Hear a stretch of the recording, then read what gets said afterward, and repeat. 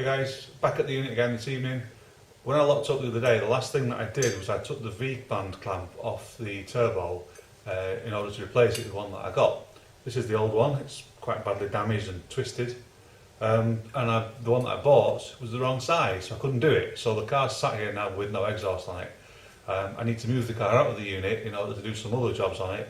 So now I've got the right size clamp. First job is to put this on. Just looking at the old clamp here, you can see how, if the camera will focus, come on, focus. That's not going to do it. You can see how, we can kind of see how badly twisted and damaged it is, but it's also all sooted up inside, look, which suggests that it wasn't sealing properly anyway, which might go some way to explaining why the car was so noisy. We've got this new one to put on.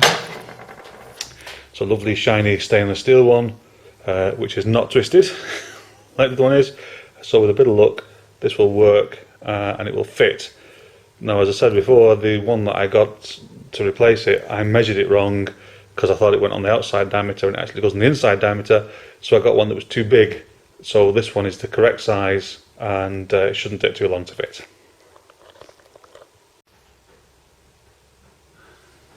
Okay, nice simple little job. Take the nut off the end there. Hook it around the exhaust. Exhaust and on the turbo.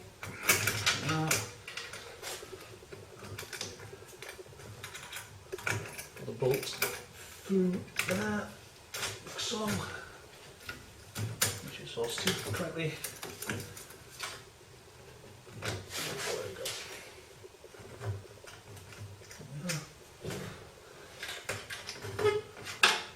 Nut. There's not a lot of thread on this, I hope it's going to work. There, that's on. Not quite lined up correctly, but I'm sure it'll sort itself out. And then it's just a case of nipping it up. It's an 11mm nut. Nice and simple. That's working now.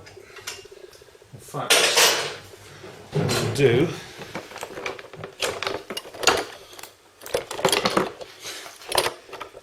is use this to tighten it up with. It's a bit easier, just needs an extension. There we go. Lovely. That's more like it. Now we'll just finish that off with the spanner just to see how it feels. There's a danger of over tightening it with the little rattle gun. I don't want to damage the bolt. They're not supposed to be super tight, these, they're just supposed to hold together. That looks good to me. There we are. Nice and solid. Hopefully it's sealed okay. Now we can start it up and find out if it's noisy or not. But we won't do that until the door's open because I will gas myself.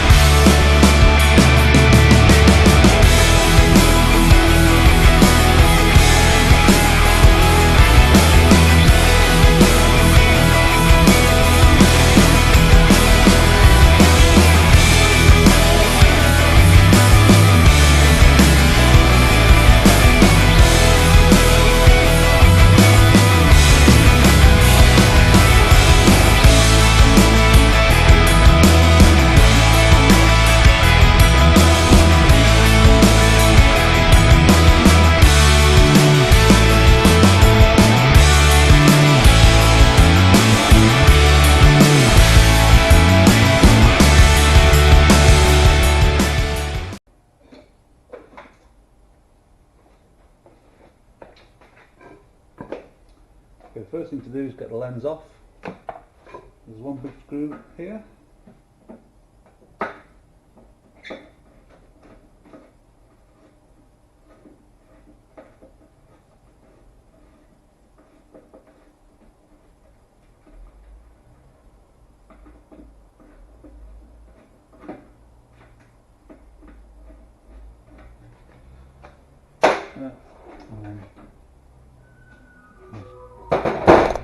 Fiddly struggle to get the clip off now. Sometimes they come off easily, sometimes they're a nightmare.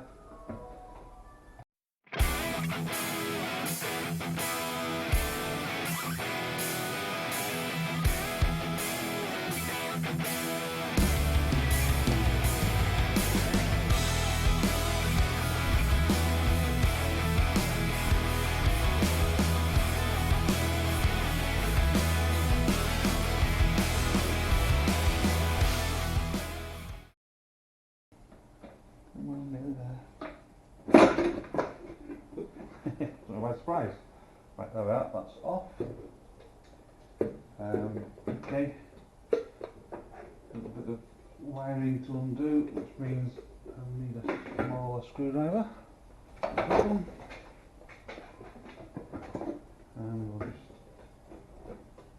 pop the headlight plug off. There.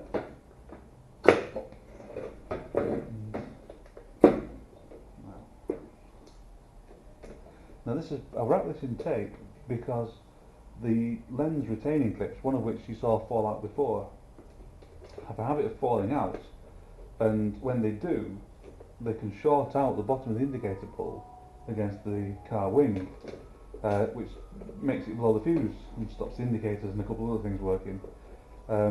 It was doing this about 3 or 4 times before I got to the bottom of what it was, and it was these clips. So the quick and easy solution is just to insulate the terminals so that if the clips do fall out again, which I'm sure they will because they keep doing, is just to prevent the problem happening again. Right, undo these connectors. One here, and one there. But of course that one's a Phillips, not a flathead. Never simple, is it? Right. Small Phillips screwdriver for the last one. Just put it down and do that.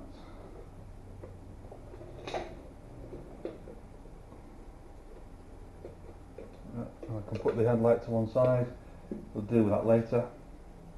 But for now, we need to look at these wires and see about getting them down to the LED light down there.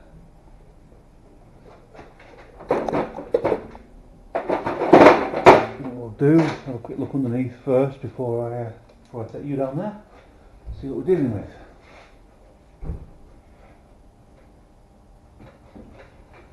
Right. Well, that looks pretty straightforward. Put those 2 wires there. Right. So this yellow wire here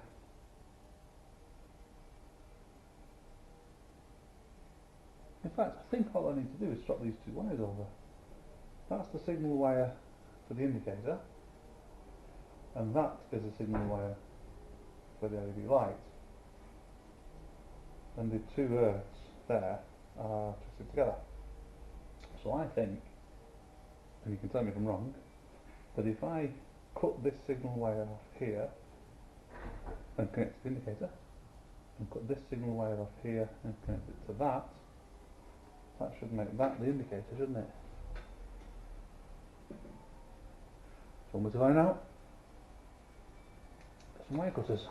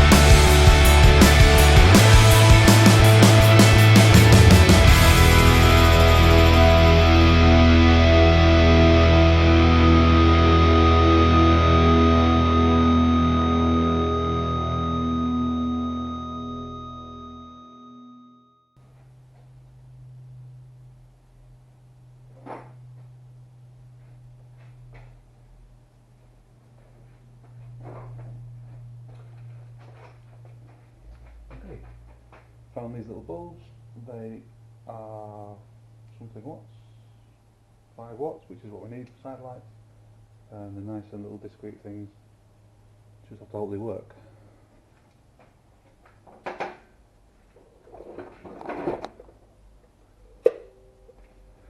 But I think what I'll do now is I'll take you over to the bench, because it's quite awkward to take these apart while you're sort of juggling them. I'll set you up over on the bench and show you what to do with these. Okay, back at the front of the car now. The little GoPro camera that I was using has just died. I was recording putting the headlight back together on the bench. I don't know how much that footage actually worked before the camera died. It might be that we've got none, it might be that all of it. We'll find out when it comes time to edit. But just to recap, just in case, I've put a smaller bulb in there for the new side light. Put it all back together, put the clips back on, put it back in the car. But in order to do that, I need to reconnect the wires to these two terminals here. Now, this one here is the earth, so that gets these two wires, which are a bit of a mess, to be honest. Twist them together, try and get a bit neater. That's better. Put that in there and put it back down. I'm just going to do these finger tight for now, just so that I can make sure that the light actually works. There's no point going any further if it doesn't. So, those two on there. We'll just temporarily hook that on there. Go and flick the switch, see what happens.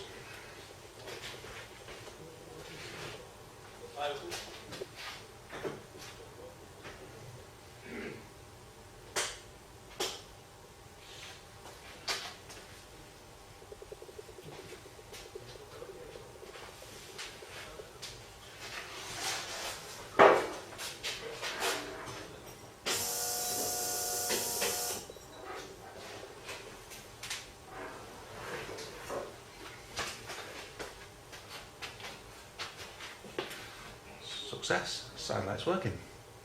Try the indicator.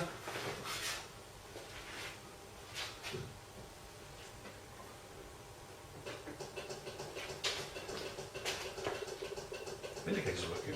Brilliant.